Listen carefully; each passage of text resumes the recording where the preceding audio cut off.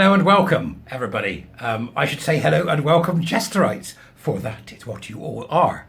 Well, we've got a few. Could do with a few more, but I can see we've got the hardcore here. Welcome, Jesterites. Welcome, welcome, welcome. Let's stay in my hair. Look at that, right? This video, right, okay, is for you. This is the kind of thing that I'm going to be doing. You'll normally get the Jester videos 24 hours before everybody else does. That's the first thing. Unless it's something that in a rush, breaking, really important, needs action.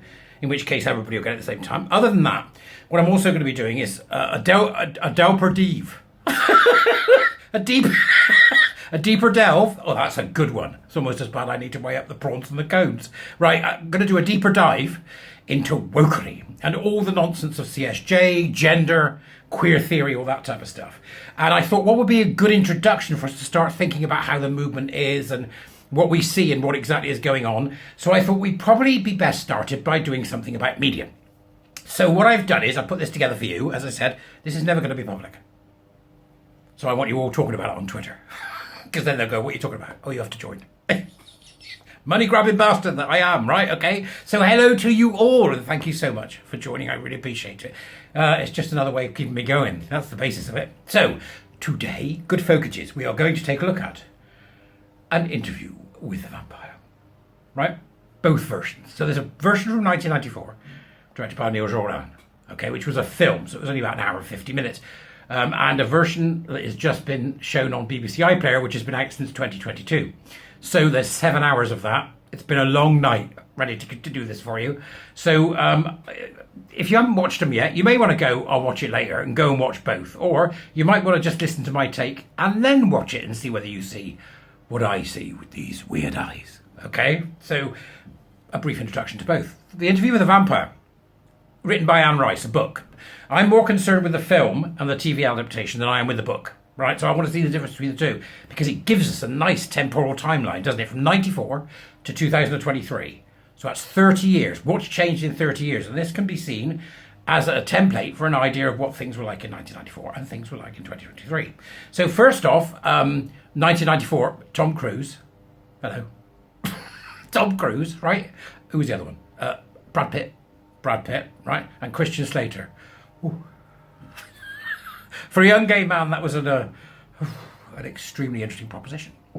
It was a brilliant film. It loses some of the narrative, but it has to. But it's a much tighter experience than watching the 2022 one, which is somewhere in the region of 7.5 hours, and that's just part one. So part two is still to come. So they condensed it down, and it was incredibly homoerotic to view, although it wasn't homoerotic in tone.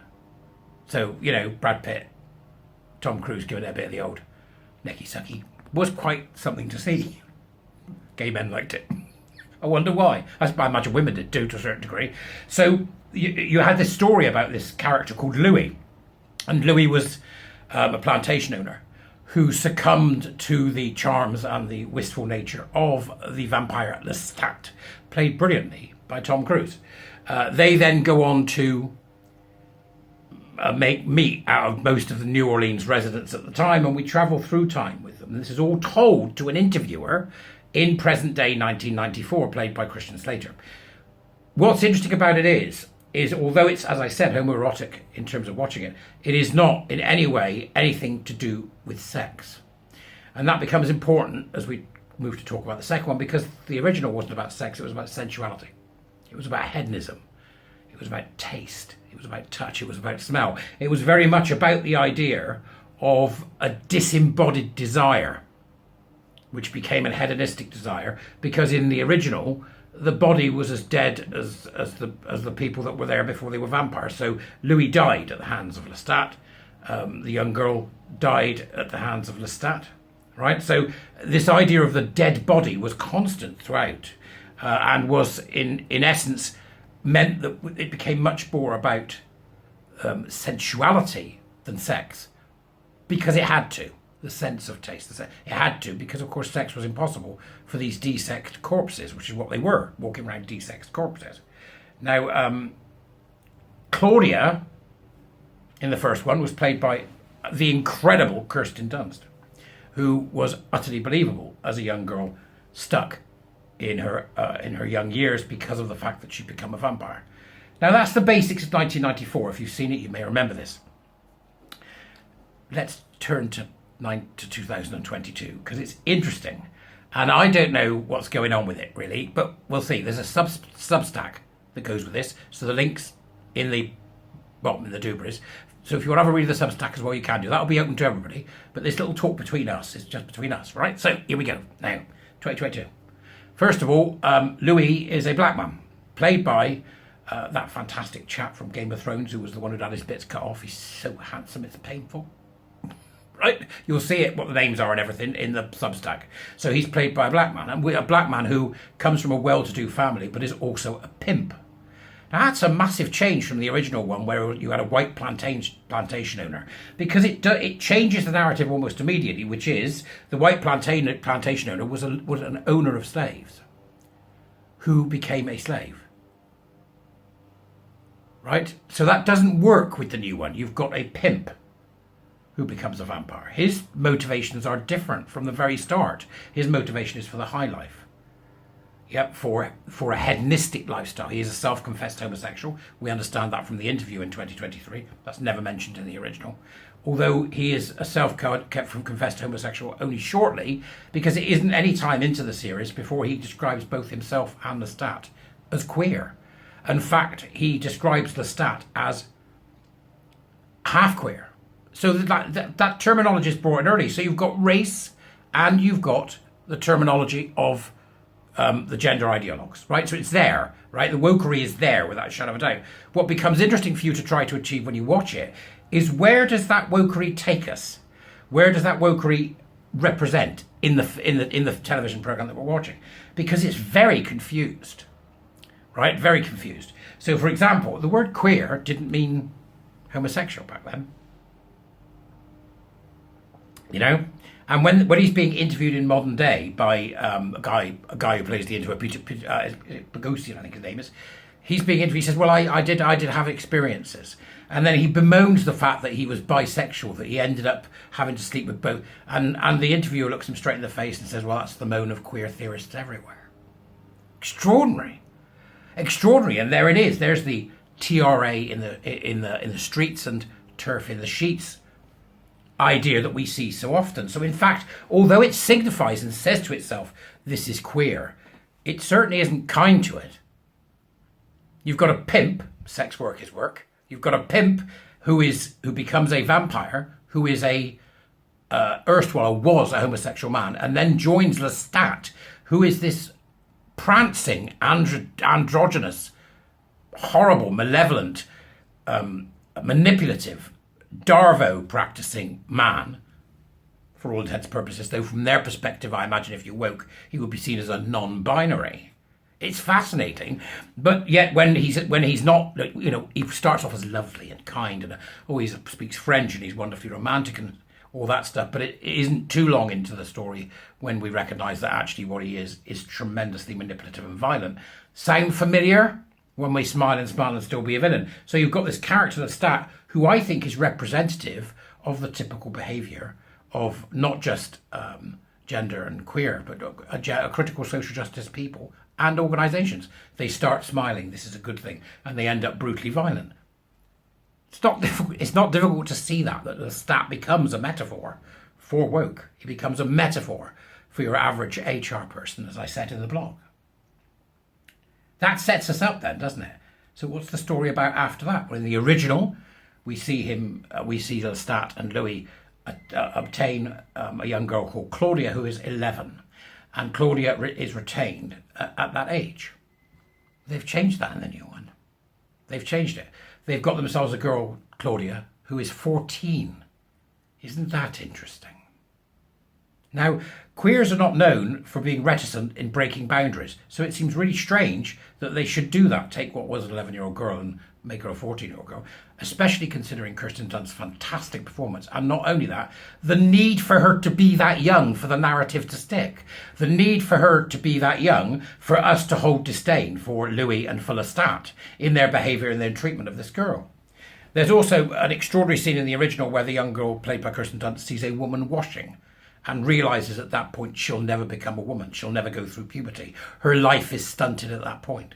But yet in the new one, what we see is the young girl witness a couple shagging in a car. Which I then again brings me into conflict with this new narrative, in that a 14-year-old girl cannot be described as asexual, right? An 11-year-old girl can. A 14-year-old girl will have some idea. There's something going on, right? So I thought, put it in the Substack, I thought it was quite ironic. In order to play the part, this 20-year-old woman probably has to bind her own breasts. There's something not right about all this, even though the programme itself, brilliantly made, beautiful, great score. I thoroughly enjoyed it. So you have this situation where the young girl witnesses sex, and in the new one, the desire is not, as was the desire for Claudia in the 1994 version, to womanhood. A desire to womanhood. In the 2022 version, it is a desire by a child for sex, for the act of sex. In the original version, when Kirsten Dunst's character Claudia discovers that she's never going to change, she runs to the mirror and she cuts her hair off. At which point, when she gets back into the room with Lestat, the hair has grown back. There is nothing we need to know over and above that. The ever-child is there, present in Claudia. In the new one, what we get is this woman rattling on about this young girl who's supposed to be 14 but is 20, rattling on about bold pudenda and no breasts. It's strange that the 1994 one will go for the sensual. The 2022 one has gone for the sexual. Because it has to. Because without the sexual, the queer transgender narrative breaks down. They have to have sex. It's one of the boundaries they want to break. So the sex has to be there, and in that it removes the sensual element of 1994 and replaces it with the obsessive, dark, hedonistic, body-obsessed queer, trans, and gender crowd. That's what I think is fascinating. You can then add to that, we've got Lestat, who at one point is dressed up like Danny Bloody LaRue. He's got, if he'd started singing, finally, I would have thought I was watching Priscilla, Queen of the Desert. But he doesn't. He then fake gives birth to a baby, which he proceeds to eat, right, in the middle of the carnival. This is a striking scene. And not only is it striking, it is actually a callback to the Molly houses, where such strange, ridiculous practices were practiced in the late 1700s during extreme persecution of men who were effeminate. So this links back to historic ideas and brings them to modern day in that display, that extreme display of queer, gendered and trans behaviour. So, see, I told you it was interesting, didn't I? You got to go and have a look. So they go, you go in, bloody hell, 7 hours. I'm going to kill it. Now you've got to go and watch it. Because I want to know what you think. That's half the point of having this membership thing, is so that we can do stuff that's interesting. Well, here it is. I want you to give me your take. What did you make of it? What do you see when you watch the film and then you watch the series?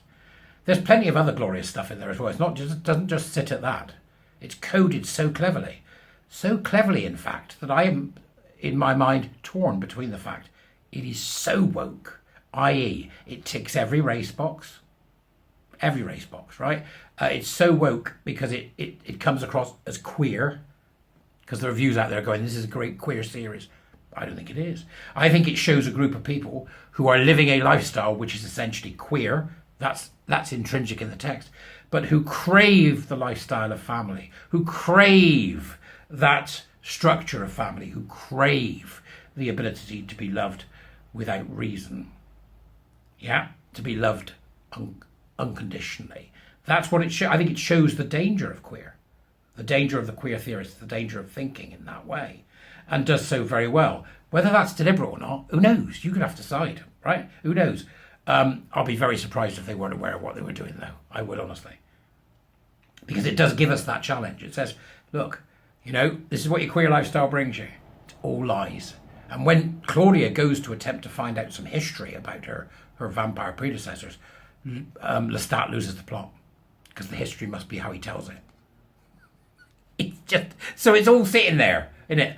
Lived experience, rewriting history, the ever-child that's not quite, right? Whereas in the original, Kirsten Dunst played Claudia as the ever-child, 11 years old, never to experience anything remotely close to puberty. But in that first film, never, ever to be insinuated as anything sexual It was simply about the desire to be a woman for her. The second film, however, makes her older. And the desire is sexual to a certain degree. And the desire is to be a woman to a certain degree. And Lestat plays this overarching, androgynous figure of control, manipulation, deceit, in order to keep together his fake family, which has been constructed. And Louis, on the other hand, craves the family he left behind when he agreed to become part of Lestat's little queer and trans and gender cult. So I'm going to wait and see what you have to say. I think it's interesting. Go and have a watch, right? And I hope that that this kind of thing's going to interest you, because I want to do this. I'm also going to take a look at some stuff coming up about working within collaborative teams to an end. And by that I mean that's how people are working now. They're doing stuff together in order to take on schools or to take on organisations that are promoting this kind of nonsense that we're seeing. So I hope you've enjoyed this, because I enjoyed putting it together. It took an awful long time, but I thoroughly enjoyed it. And I'm really glad that you're members, and I hope more people will too. And then I can produce more content just for members. So thank you so much, all right, for watching.